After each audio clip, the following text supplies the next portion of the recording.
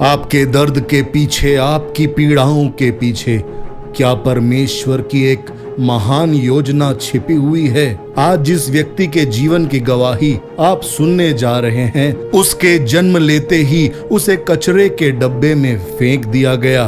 उसकी मां ने उसे 7 बार गर्भ में ही मारने का प्रयास किया था। उसके जन्म से पहले ही उसकी मां के परिवार में से 50 से ज्यादा लोग जादू टोने और अन्य कारणों से काल के गाल में समा गए। बचपन में यह व्यक्ति कुत्तों के साथ खाना खाया करता था। जानवरों की तरह जिंदगी थी उसकी। एक पीड़ादायक जीवन था जिसे सुनकर आपकी आंखों से आंसू बहने लगेंगे। मैंने खुद अब तक कोई भी ऐसी गवाही अभी तक नहीं सुनी थी। यह गवाही सच में रूह के अंदर तक जाती है और एक कंपन पैदा करती है और विचार करने पर मजबूर करती है कि परमेश्वर हमारे जीवन की भयानक परिस्थितियों में, कठिन से कठिन परिस्थितियों में भी कैसे अपना सामर्थी हाथ कार्य में लाता है। और हम कई बार ऐसे समयों में जब चारों तरफ अंधेरा नजर आता है और उम्मीद की कोई भी रोशनी नजर नहीं आ रही होती है, तभी परम प्रधान के हाथों को कार्य करते हुए हम इन्हीं आंखों से देखते हैं और साक्षी होते हैं प्रभु यीशु मसीह के सामर्थ्य की। इस गवाही को अगर आप आखिर तक देखते रहें तो आप आज कई प्रश्नों के उत्तर प्राप्त करेंगे, जैसे कि आपके टूटेपन के पीछे परमेश्वर की क्या महान योजना है, कैसे प्रभु यीशु मसीह आपके दर्द को आपकी सबसे बड़ी ताकत बना सकता है। आज इस गवाही में आप जानने जा रहे हैं आत्मिक संसार की ऐसे गहरे रहस्य जो आपके प्रार्थना जीवन में एक बड़ी क्रांति निश्चय ही लेकर आएगी। आप देखेंगे कि प्रभु कैसे एक अनाथ के समान, श्वान के समान कुत्तों के बीच में कचरे के डब्बों से खाना उठाकर खाने वाले एक लड़के को कैसे प्रभु यीशु मसीह सम्मान देते हैं और वह इस दुनिया के सबसे शक्तिशाली राष्ट्रों के राष्ट्राध्यक्षों के साथ बैठता है। मेरे प्रियो, हमारा परमेश्वर घूरे में से उठाकर, मिट्टी में से उठाकर सिंहासनों पर बिठाने वाला परमेश्वर है। आज आपकी परिस्थिति चाहे घूरे में पड़ी हुई लग रही हो, चाहे मिट्टी में मिली हुई परिस्थितियां लग रही हो और शैतान ने आपको चारों तरफ से निराशा और हताशा से घेर रखा हो, लेकिन आज की यह गवाही आप फुल स्क्रीन में सुनिए, तब और वीडियोस आपको डिस्टर्ब नहीं करेंगी और शैतान को अवसर नहीं मिलेगा कि आपको इस गवाही को देखने से रोक दे। मेरे भाई, मैं आपसे बात कर रहा हूँ, मेरी बहन, मैं आपसे बात कर रहा हूँ और प्रभु यीशु मसीह आज मेरे द्वारा आपसे बात कर रहा है। यह आवाज़ जो आपके मोबाइल के डिवाइस या टेलीविज़न के द्वारा आपके घरों में गूंज रही है, ये आवाज़ आपके विश्वास को बढ़ाने के लिए नियुक्त की गई है। और सुनिए, मैं आज आपको जिस परमेश्वर के दास के बारे में बताने जा रहा हूं, उस प्रभु के अद्भुत दास का नाम है प्रॉफेट बर्नार्ड ब्लेसिंग। परमेश्वर के दास बर्नार्ड ब्लेसिंग की गवाही बड़ी ही अविश्वसनीय लेकिन सच्ची गवाही है, जिसे सुनकर आप हिल जाएंगे। आप वैसे नहीं रहेंगे जैसे अब तक थे, ये मैं वादा करता हूँ आपसे। बर्नार्ड ब्लेसिंग की जीवन की कहानी कोई साधारण कहानी नहीं है। ये भयानक अंधकार से शुरू होती है, भयानक अंधकार से, मृत्यु के अंधकार से ये कहानी शुरू होती है। और बर्नार्ड की माँ के 5 भाई डॉक्टर थे और 4 भाई इंजीनियर थे और पूरे इलाके में बर्नार्ड की माता का जो परिवार था एक प्रतिष्ठित और समृद्ध परिवार माना जाता था। लेकिन एक दिन कुछ ऐसा हुआ जिसने पूरे परिवार की किस्मत बदल कर रख दी।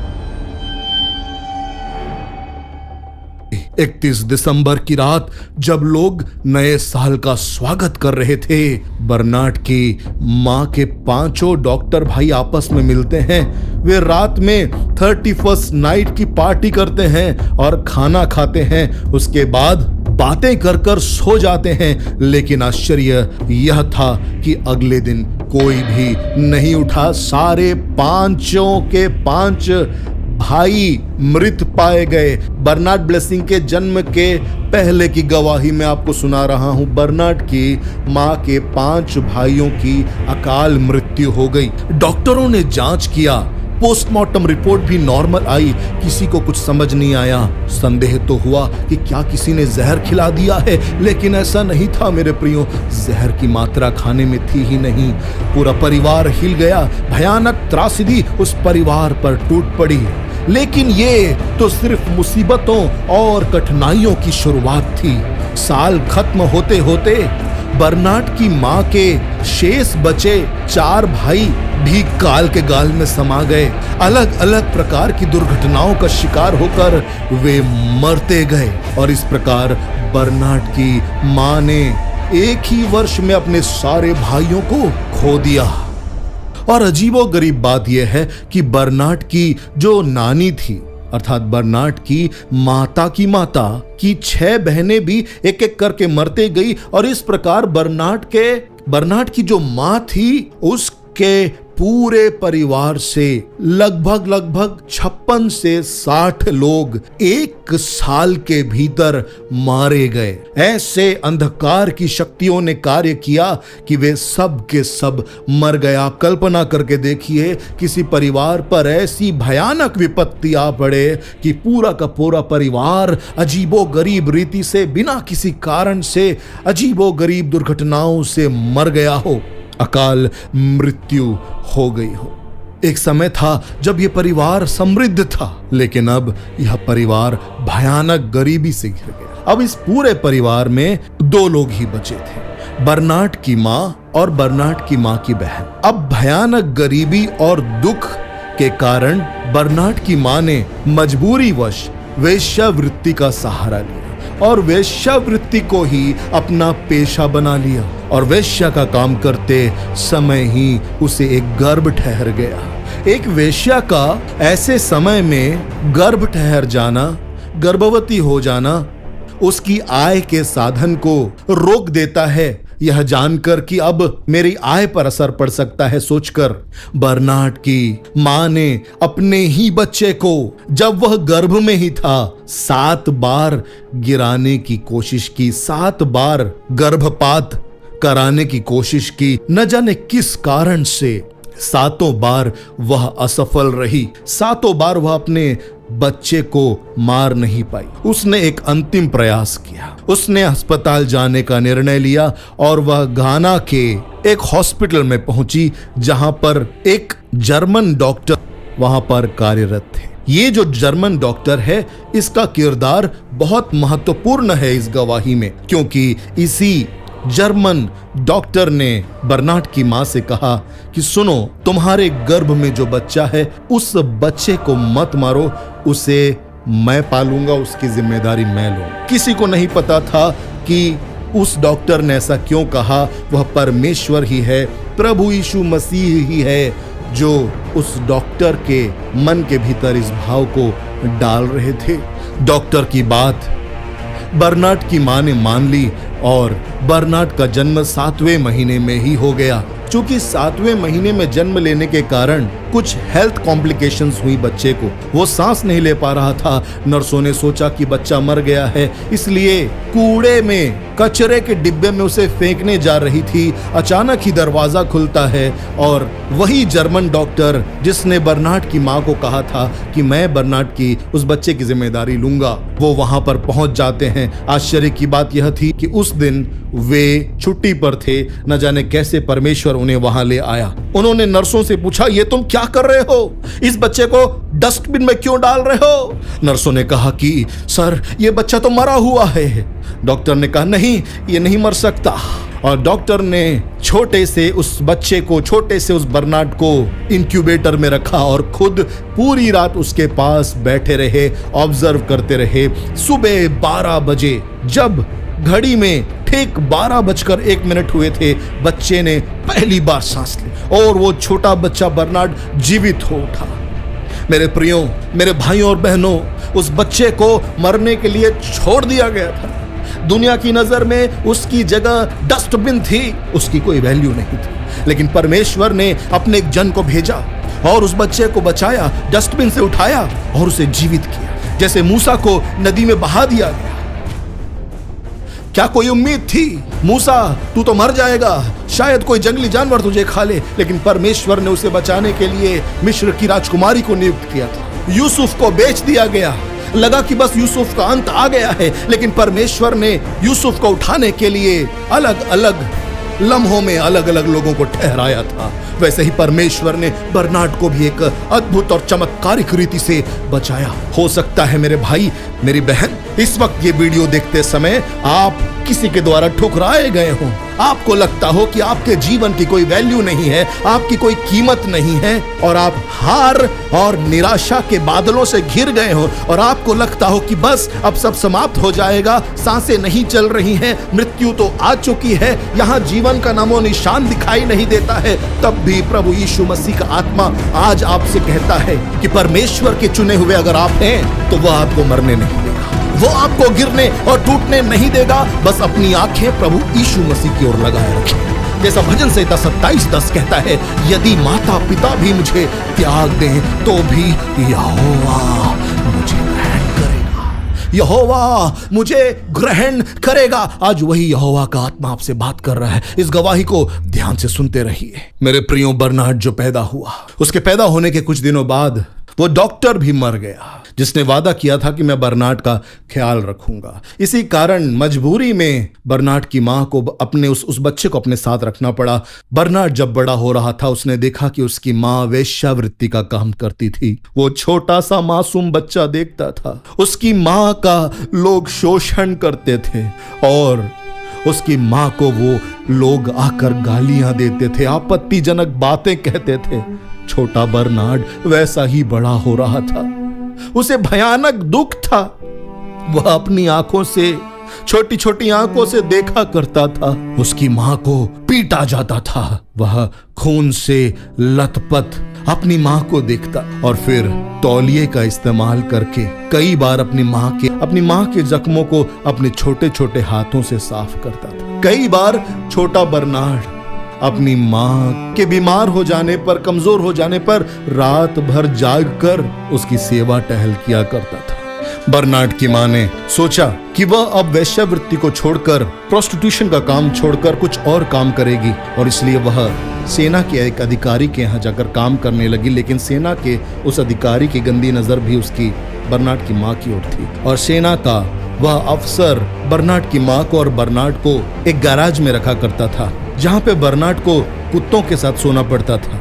वह सेना का अधिकारी बर्नार्ड की मां का शोषण करता था, उसे धमकाता था और वो छोटे बर्नार्ड को भी भयानक रीति से धमकाता था और कहता था, अगर तूने किसी से कहा तो मैं तुझे मार डालूंगा। बर्नार्ड एक छोटा बच्चा यह सब अपनी आंखों से देख रहा था। वह अपनी मां के लिए कई बार छोटा सा नर्स या छोटा डॉक्टर बन जाता था। जो खाना कुत्तों को दिया जाता था वही खाना बर्नार्ड को और उसकी मां को खाना पड़ता था। इतनी गरीबी में थे वो। एक दिन सेना के उस अधिकारी ने बर्नार्ड से कहा, या तो तू यहां पर रहे या तो तेरी मां यहां रहे, दोनों का खर्चा मैं नहीं उठा सकता। छोटा सा बर्नार्ड यह समझ गया कि ये दुनिया कितनी क्रूर है। अपनी मां की भलाई के लिए वह छोड़कर चला गया अपनी मां को। मेरी मां को मैं परेशान नहीं करूंगा, छोड़कर चला गया, निकल गया। उसके पास अब कोई घर नहीं था, कोई परिवार नहीं था, कोई भोजन नहीं था, सिर्फ एक टूटा हुआ दिल और आंसू थे। एक टूटा हुआ दिल और आंसू थे। वो सड़क पर निकल गया, बसों के नीचे छिपकर सोया करता था, छिप कर बसों की सीट्स के नीचे छिपकर यात्राएं करता था। बर्नार्ड पूरी तरह से अनाथ और बेघर हो चुका था। गंदे कचरों के ढेर से, डस्टबिन से वह खाना ढूंढने की कोशिश करता था क्योंकि वो मासूम बच्चा भूखा था, लोगों से भीख मांगता, जिंदा रहने की कोशिश करता। मेरे भाई, मेरी बहन, हो सकता है कि आपको अपमान सहना पड़ा हो, आप रोए हो, गरीबी से गुजर रहे हो, आर्थिक समस्याओं से गुजर रहे हो, कर्ज में डूबे हो, जीवन की परेशानी रूपी अंधेरे में ऐसे घिरे हुए हो कि शायद कभी कभी लगता हो कि क्या मैं भी मजबूर हो जाऊंगा ऐसा कोई कृत्य करने के लिए जो अपमानजनक महसूस होता है। सुनो आज प्रभु आपसे क्या कह रहा है। इब्रानियों 13:5 में परमेश्वर का वचन आपसे कहता है, जैसे इब्रानियों 13:5 में लिखा हुआ है, मैं तुझे कभी ना छोड़ूंगा और ना तुझे त्यागूंगा। वो आपको नहीं छोड़ेगा और नहीं त्यागेगा। यूसुफ को उसके भाइयों ने, उसके अपनों ने छोड़ दिया, सगे संबंधियों ने छोड़ दिया, बरनार्ड भी सड़क पर छोड़ दिया गया। लेकिन याद रखो, यद्यपि मनुष्य तुझे त्याग दे मेरे भाई, लेकिन इस्राएल का पवित्र परमेश्वर तुझे नहीं त्यागेगा। अगर तेरे दोस्त तुझे त्याग दें और धोखा दें, प्रभु यीशु मसीह तुझे धोखा नहीं देगा। अगर आपको घर से निकाल दिया गया है, आपके अपनों ने आपको ठुकरा दिया है, आपने किसी पर भरोसा किया, किसी से प्रेम किया और धोखा पाया है, तो आप जान लीजिए आज प्रभु यीशु मसीह मेरे द्वारा आपसे कह रहा है कि मैं तेरे साथ हूं मेरे बेटे, मैं तेरे साथ हूं मेरी बेटी, मैं तेरे साथ हूं। हे प्रभु, जो गवाही सुन रहे हैं उन्हें अपने सीने से लगा ले प्रभु। इनके परिवार ने अगर इन्हें अस्वीकार किया हो तो प्रभु आप इन्हें नई आशा दीजिए, इन्हें अपने सीने से लगा ले प्रभु, नए प्रेम से भर दे प्रभु, यीशु के नाम से आमीन, हालेलुया। बरनार्ड पेट भरने के लिए कचरों के डिब्बे से खाने उठा रहा था। दुनिया की क्रूरता उसे दिखने लगी कि दुनिया तो क्रूर है, ये दया नहीं करती। और सड़क पर रहते रहते उसने सर्वाइवल के तरीके सीखने प्रारंभ किए। वहां कई और भी बच्चे थे जो गरीब बच्चे थे, कई ऐसे जवान थे जो भीख मांगते थे, छोटे मोटे काम करते थे, लेकिन उन सब के बीच में बरनार्ड सबसे कमजोर था। उसके पास ताकत नहीं थी। अगर वो कभी कुछ काम कर भी लेता और उसे कुछ पैसे मिल भी जाते, जो ताकतवर लड़के होते थे वे उसके पैसे को छीन लेते थे और वह मजबूरन देखता रहता था। बरनार्ड ने कमाई करने का दूसरा तरीका ढूंढने का। लोग जो शॉपिंग बाजार से बाहर आते थे, शॉपिंग मार्केट से बाहर आते थे, उनसे वह कहा करता था कि मैं आपके सामान को आपके गाड़ी तक पहुंचा देता हूं, उसके बदले थोड़े बहुत पैसे आप मुझे दे दीजिएगा। ऐसा कहकर ऐसा करते हुए उसने थोड़े बहुत सिक्के इकट्ठे किए और उसके बदले वह कुछ खाना खरीद लेता था। एक दिन कुछ ऐसा हुआ जो आश्चर्यचकित कर देगा आपको। इस गवाही को सुनते रहिए। एक दिन बरनार्ड ने एक महिला की ग्रोसरीज उठाने में मदद की, एक महिला की सामान उठाने में मदद की और वह सामान गाड़ी तक लेकर गया। महिला ने बरनार्ड को ध्यान से देखा और कुछ पल बरनार्ड को ध्यान से देखकर वो महिला अचानक बोली, बेटा सुन, कल रात मैंने सपने में तुझे देखा है। उस सपने में मुझे एक बच्चा दिखाई दिया, बिल्कुल तेरे जैसा चेहरा था उसका, वही आंखें, वही शक्ल। अब मैं तुझे सामने देख रही हूँ, मुझे लगता है कि प्रभु मुझसे कह रहा है कि मैं तुझे अपने साथ ले चलूं, बेटा चल। बरनार्ड थोड़ा घबराया, लेकिन उस महिला की आवाज में एक अपनापन था। उस महिला ने बरनार्ड को अपने घर में बुलाया और अपने गैराज में जगह दी। उस महिला ने बरनार्ड को सफाई करने का काम, कपड़ा धोने का काम, बर्तन धोने का काम दिया और बदले में वह रोज उसे खाना खिलाया करती थी और रहने की एक सुरक्षित जगह दिया करती थी।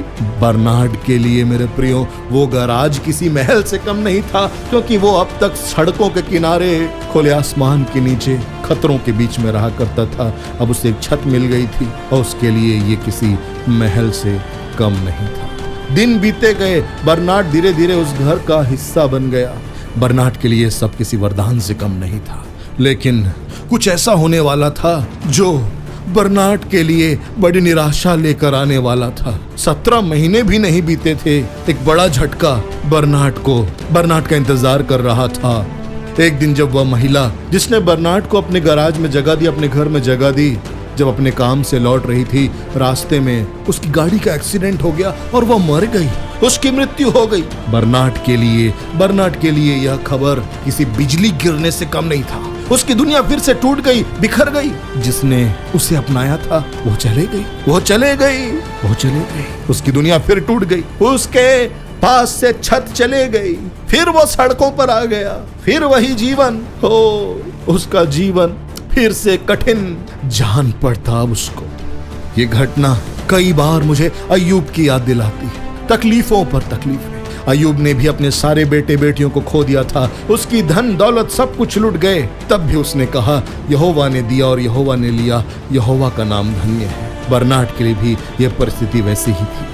एक एक करके जिन पर वह भरोसा करता था सब छीन लिए जाते थे। एक दिन बर्नार्ड की मुलाकात मिस्टर बोटिंग से हुई और ये जो मिस्टर बोटिंग थे वह एक मसीही परिवार का सदस्य था और अपने शहर में एक सम्मानित व्यक्ति माना जाता था। और इस मिस्टर बोटिंग ने बर्नार्ड से कहा कि तू मेरे साथ चल, मैं तुझे अपने गैराज में जगह दूंगा, वहां तू मेरे घर का कामकाज करना। बोटिंग के यहाँ पे रहने की अनुमति तो मिल गई, लेकिन उसका जीवन आसान नहीं था। घर में एक बड़ा कुत्ता था और उस कुत्ते का नाम, ध्यान से याद रखिएगा, उस कुत्ते का नाम था शार्प। बर्नार्ड को उसी कुत्ते शार्प के साथ गैराज में रहना पड़ता था। वो मसीही लोग जिसके यहाँ पे बर्नार्ड रह रहा था, बर्नार्ड को बहुत ही बुरा और गंदा खाना दिया करते थे। जो बाकी बच जाता था वह दिया करते थे, लेकिन अपने कुत्ते को बहुत अच्छा खाना दिया करते हैं। बर्नार्ड को फेंके बचे खुचे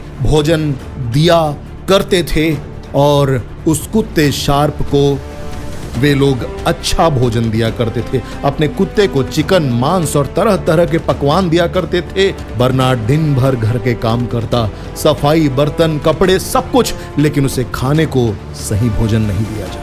भूख बर्दाश्त नहीं होती और वो बच्चा चुपके से शार्प नामक उस कुत्ते के भोजन को चुरा कर खाने लगा। और यह उसकी आदत बन गई, क्योंकि उसकी यह मजबूरी। यह सब गुप्त रूप से चलता रहा, लेकिन एक दिन घर वालों को पता चल गया और उन्होंने बर्नार्ड को बहुत मारा कि तुमने हमारे कुत्ते के भोजन से क्यों खाना खाया। लेकिन बर्नार्ड मजबूर था, बार बार भूख से मजबूर होकर उससे यह गलती हो जाती। यह मसीही परिवार था जो बर्नार्ड से इस प्रकार का व्यवहार कर रहा था। बाइबल कहती है कि तुम मसीह की पत्री हो। तुम जो व्यवहार दूसरे मनुष्यों से करोगे, इस समाज में, इस राष्ट्र में रहते हुए, इस दुनिया में रहते हुए जो व्यवहार तुम दूसरों से करोगे वो जिम्मेदाराना होना चाहिए, क्योंकि आप मसीह की पत्री। ये लोग जो बर्नार्ड को मारते थे, उसे अच्छा भोजन नहीं देते थे, कुत्ते से भी बदतर ट्रीट करते थे। ये लोग चर्च जाने वाले मसीही लोग थे, हर संडे चर्च जाते थे, परमेश्वर का नाम भी लेते थे, लेकिन उन लोगों ने कभी भी ना बर्नार्ड को मसीह का प्रेम दिया, ना मसीह के सुसमाचार के बारे में बताया। बस उससे घर के सारे काम करवाए जाते थे,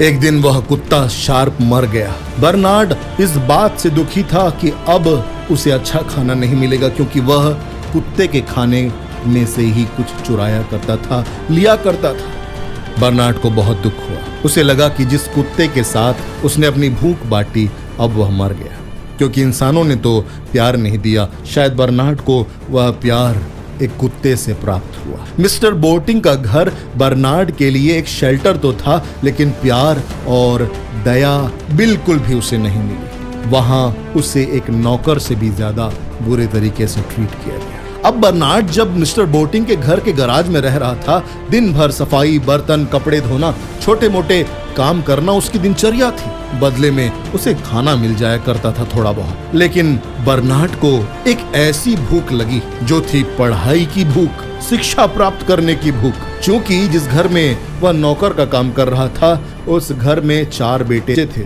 और वे स्कूल जाया करते थे। रोज उन बच्चों को ट्यूशन देने के लिए एक टीचर उस परिवार में आया करता था जहां पर बर्नार्ड नौकर का काम कर रहा था। अब बर्नार्ड को पढ़ाई लिखाई करने की इच्छा हुई, इसलिए जब वह ट्यूशन देने के लिए वह टीचर जब उस परिवार में आता था, गैराज की दीवार के एक छोटे से छेद के द्वारा स्टडी रूम के दृश्य को बर्नार्ड देख सकता था। इसलिए वह चुपके गैराज में से एक छोटे से दरार के द्वारा देखता था कि वह प्राइवेट ट्यूटर, वह टीचर उन बच्चों को क्या क्या पढ़ा रहा है, और वह ध्यान से सुनता। उसे अल्फाबेट्स, नंबर्स और बेसिक टेंस सब कुछ समझ आने लगे। धीरे धीरे बर्नार्ड ने चोरी छिपे पढ़ना लिखना भी शुरू कर दिया। जो कुछ भी वह टीचर पढ़ाता, बर्नार्ड चुपके से ध्यान से सुन सुनकर याद करने लगा। पढ़ाई के प्रति ऐसी दिलचस्पी उसके हृदय में जाग गई। एक दिन उस घर के मालिक ने उसे ऐसा करते हुए देख लिया और उसे बहुत मारा, लोहे की छड़ से मारा। उसकी पीठ पर, बर्नार्ड की पीठ पर गहरे घाव हो गए। बर्नार्ड खून से लथपथ हो गया। लेकिन उसी बीच बर्नार्ड से क्रोध में आकर उस घर के मालिक ने सवाल पूछा, गो का पास्ट टेंस क्या है? बता, गो का पास्ट टेंस क्या है? आंखों में आंसू लिए दर्द से कराहते हुए बर्नार्ड ने सही जवाब दिया। और उसके सही जवाब को सुनकर मालिक चौंक पड़ा। उसे यकीन नहीं हुआ कि ये लड़का, जिसने कभी स्कूल का दरवाजा नहीं देखा है, कभी स्कूल नहीं गया है, आखिर सही जवाब कैसे दे सका। उसी पल बर्नार्ड को पहली बार मौका मिला और उस मालिक ने कहा, ठीक है, तुम भी बच्चों के साथ पढ़ सकते हो बर्नार्ड। बर्नार्ड के जीवन में यह एक टर्निंग पॉइंट था। अब वह सुबह सुबह घर का सारा काम करता और शाम को बच्चों के साथ बैठकर पढ़ाई करता था। धीरे धीरे उसने अल्फाबेट लिखना सीखा, अक्षरों को लिखना सीखा, सिंपल जोड़ घटाव करना सीखा। बच्चों के नोटबुक चुपके से उठाकर देखता और खुद भी कॉपी में उतारता। लिखना पढ़ना सीखने के लिए परिश्रम करने लगा बर्नार्ड को पढ़ाई से बहुत लगाव हो। वह रात को देर तक पढ़ाई करते रहता। जब सब लोग सो जाते वो पढ़ते रहता। कई बच्चे उसे कुछ अपनी पॉकेट मनी से दिया करते थे। बर्नार्ड उन पैसों को जाकर जमीन में गाड़ कर छुपा देता था। ये उसका छोटा सा बैंक था। किसी को नहीं पता था। एक गुप्त जगह में जाकर मिट्टी के नीचे उन पैसों को वो छुपा देता था। एक दिन एक टीचर ने बर्नार्ड को देखा और बर्नार्ड से कहा, बर्नार्ड सुनो बेटा, मैं लोकल प्राइमरी स्कूल का एक टीचर हूं, लेकिन एक एंट्रेंस एग्जाम होने वाला है, एक प्रतियोगी परीक्षा होने वाली है। अगर तुम उस परीक्षा को पास कर सको तो तुम्हारे लिए पढ़ाई आगे की और आसान हो जाएगी, तुम्हारे लिए आगे के रास्ते खुल जाएंगे। अगर तुम्हारे पास फीस देने के लिए पैसे हों तो मैं तुम्हारी सहायता कर पाऊंगा। यह सुनते ही बर्नार्ड दौड़ पड़ा अपने उस छोटे से बैंक की ओर जो मिट्टी के नीचे उसने पैसे छुपा कर रखे थे, कॉइन्स छुपा कर रखे हुए थे। उसने वो कॉइन्स मिट्टी में से निकाल कर अपने छोटे छोटे हाथों से उस टीचर को दे दिए। टीचर ने जब बर्नार्ड की इस इच्छा शक्ति को देखा, उसकी आंखों में आंसू आ गए। उसने कहा, बेटा तूने जो पैसे लाए हैं वो पर्याप्त तो नहीं है, लेकिन मैं तेरी सहायता करूंगा। और टीचर ने बर्नार्ड को एग्जाम में रजिस्टर किया। बर्नार्ड ने बिना किसी फॉर्मल स्कूल की एजुकेशन के वह एग्जाम दिया और चौंकाने वाली बात यह थी कि उसने किए विशेषांकों के साथ उसने उत्तीर्ण की वह परीक्षा। उसे एग्जाम्स में डिस्टिंक्शन मार्क्स मिले। उसके लिए नए मार्ग खुलते गए। अब वह हाई स्कूल में एडमिशन ले चुका था, लेकिन यह आसान नहीं था। बर्नार्ड के पास यूनिफॉर्म नहीं थी, किताबें नहीं थी, जूते नहीं थे। वो नंगे पांव ही हाई स्कूल पहुंचा। नंगे पांव हाई स्कूल आता था। भयानक गरीबी से घिरा हुआ था। उसके क्लासमेट्स उसका मजाक उड़ाते थे, लेकिन बर्नार्ड को फर्क नहीं पड़ा। उसके पास भूख थी, हंगर थी, प्यास थी नॉलेज की। वो पढ़ना चाहता था और वो चुपके दूसरों के नोटबुक से पेजेस फाड़कर उसने अपने लिए नोट्स बनाए। जमीन पर बैठकर पढ़ाई की। वो ज्यादा समय लाइब्रेरी में बिताया करता था। वेकेशन के समय, छुट्टियों के समय सब बच्चे अपने अपने घर जाते थे। तब बर्नार्ड के पास कहीं जाने की जगह नहीं थी। तब एक टीचर मिस्टर एडिसन ने उस पर दया की और अपने घर ले गए और अपने गैराज में जगह। बर्नार्ड की लाइफ कठिन थी, लेकिन पढ़ाई का जुनून उसे आगे बढ़ा रहा था। भाइयों बहनों, बर्नार्ड बहुत गरीब था। उसके पास नहाने के लिए साबुन भी नहीं हुआ करते थे। इस प्रकार की गरीबी के परिवेश में था। उसके शरीर से स्मेल आया करती थी, बदबू आया करती थी, जिसके कारण लोग उसका मजाक उड़ाते थे। क्लासमेट्स उससे दूर दूर रहा करते थे। जब वो क्लास के अंदर प्रवेश करता, दूसरे बच्चे अपनी मेजें और कुर्सियां खिसका लिया करते थे।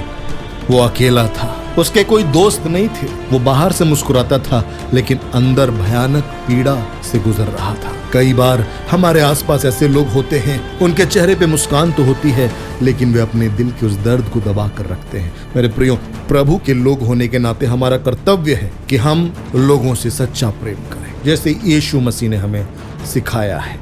अब एक ऐसी घटना सुनने वाले हैं आप, जो आत्मिक संसार के रहस्यों के बारे में आपको नई जानकारियां देगा और प्रभु यीशु मसीह बर्नार्ड के जीवन में कैसे कार्य करने वाले थे, यह भी पता चलने वाला है।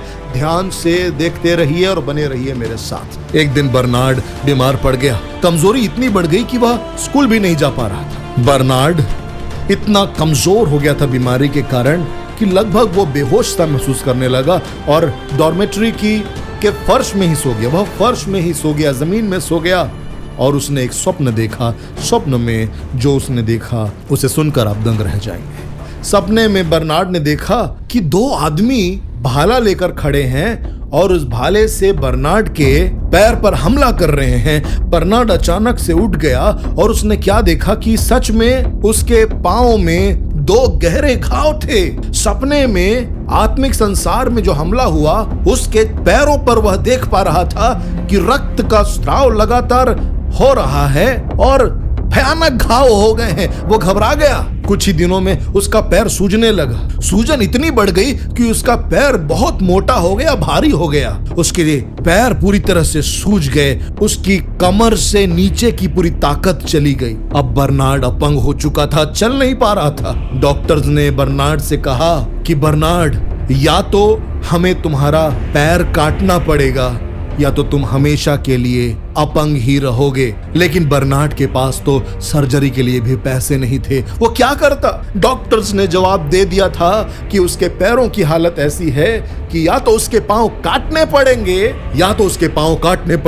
या तो वह अपंग हो जाएगा जीवन भर के लिए। मेडिकल साइंस ने कह दिया, देख लो यही होने वाला है। बर्नार्ड के पास पैसे नहीं थे, क्या करता? उसके पांव की हालत खराब होती गई। दोनों पैर सूज गए, सड़ने लगे और बर्नार्ड पूरी तरह से ऐसी स्थिति में आ गया जहां पर वह बिल्कुल भी नहीं चल पा रहा था। उसकी हालत बिगड़ती गई। जिस मिस्टर एडिसन के घर में बर्नार्ड रहा करता था, उस मिस्टर एडिसन ने बर्नार्ड को गैराज में डाल दिया और दरवाजा बंद कर दिया।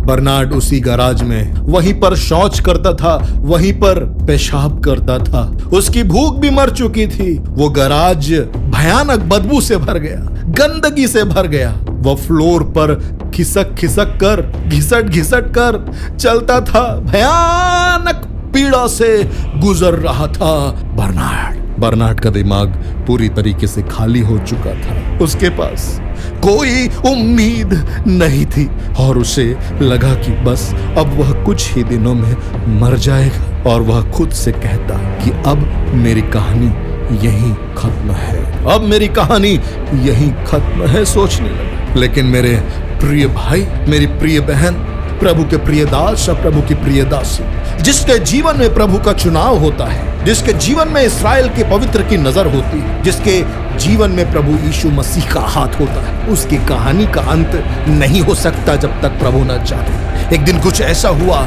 जो आपके विश्वास को ऊंचाइयों पर ले जाएगा। इस गवाही को देखते रहिए। क्या किसी व्यक्ति के जीवन के ऐसे अंधकारमय परिस्थितियों में परमेश्वर कार्य कर सकता है? और इस व्यक्ति के जीवन में प्रभु कैसे अद्भुत रीति से कार्य करने वाले थे? यह जानने के लिए अगले एपिसोड का इंतजार करना पड़ेगा और मैं आपको बताने जा रहा हूं अगला एपिसोड कब आएगा। लेकिन उससे पहले एक जरूरी सूचना। हम धन्यवाद करते हैं प्रभु यीशु मसीह का उन भाई बहनों के लिए जो हर्ष के साथ हमारी सेवकाई में आर्थिक सहयोग देते हैं, प्रार्थना का सहयोग देते हैं, हमारे लिए आंसू बहाकर दुआ करते हैं। जैसे वचन में लिखा हुआ है, हर एक जन जैसा मन में ठाने वैसा ही दान करे, कुड़ कर या दबाव से नहीं। क्यों? क्योंकि परमेश्वर हर्ष से देने वालों से प्रेम रखता है। दूसरा कुरिन्थियों 9 अध्याय उसके 7वें पद में ये सामर्थी वचन लिखे हुए हैं। और मैं विश्वास के साथ इस बात की घोषणा करता हूँ कि मेरे भाई और बहन जिन्होंने पवित्र आत्मा की अगुवाई में और हर्ष के साथ हमारी सेवकाई में आर्थिक बीज बोया है, आपने व्यर्थ बीज नहीं बोया है। ये आत्माओं के उद्धार और प्रभु की कलीसिया को मजबूत करने के लिए, सुसमाचार की गवाही के लिए प्रयोग हो रहा है और होता रहेगा। और आपका यह बीज अनंत काल तक का फल देगा। मैं प्रार्थना करता हूँ कि प्रभु यीशु आपके जीवन को और आपके परिवार को कृपा, शांति और आशीष से भर दे और आपके जीवन के द्वारा यीशु का नाम महिमा पाए। हम मिलकर प्रभु की कलीसिया को मजबूत कर रहे हैं। मेरे भाई और मेरी बहन, जब आप हमारी सेवकाई में बीज बोते हैं, उसके बाद आप हमें इस व्हाट्सएप नंबर पर जरूर उसका स्क्रीनशॉट या डिटेल भेज सकते हैं ताकि हम आपको हमारे एक विशेष ग्रुप में ऐड कर सकें, जहां पर हम आने वाले दिनों में कलीसिया को मजबूत करने हेतु, परमेश्वर के कार्य करने हेतु और भी चर्चा विचर्चा कर सकें आपसे, ताकि हम मिलकर प्रभु का कार्य कर सकें। इस वीडियो का जो अगला पार्ट है वो 29 सितंबर 2025 को लाइव हो जाएगा। अगर आप उस दिनांक के बाद इस वीडियो को देख रहे हैं तो यहाँ पर आपको इस बॉक्स पर अगर आप क्लिक करेंगे तो आप सीधे इस वीडियो के दूसरे भाग में पहुंच जाएंगे और आगे क्या हुआ यह सामर्थी गवाही आप सुन सकते हैं, जिससे आपका विश्वास बढ़ेगा। प्रभु आप सबको आशीष दे। मिलता हूं आपसे और भी सामर्थी गवाहियों के साथ।